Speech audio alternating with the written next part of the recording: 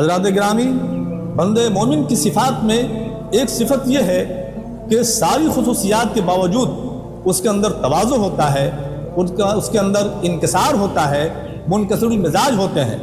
اگر تکبر اس کے اندر ہو جائے تو گویا وہ شیطان کی صفت کا مالک ہو جاتا ہے، اس لیے کہ تکبر صرف اللہ کو زیبا ہے۔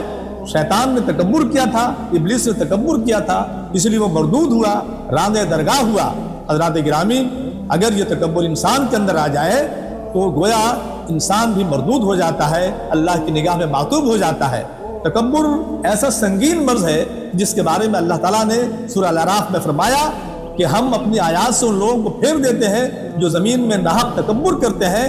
اگر وہ کوئی نشانی دیکھتے ہیں تو وہ اس پر ایمان نہیں لاتے ہیں، اگر وہ صحیح راستہ دیکھتے ہیں تو اس کو غلط سمجھتے ہیں، اور وہ غلط دیکھتے ہیں تو اس کو صحیح سمجھتے ہیں۔ نبی کریم صلی اللہ علیہ وسلم کی حدیث، بلکہ حدیث قدسی ہے، کہ فرمایا گیا کہ عظمت کبریائی میری چادر ہے اور عظمت میرا ازار ہے، ان میں سے جو کوئی بھی مجھ سے چھینے گا وہ ہم اس کو جہنم میں ڈال دیں گے۔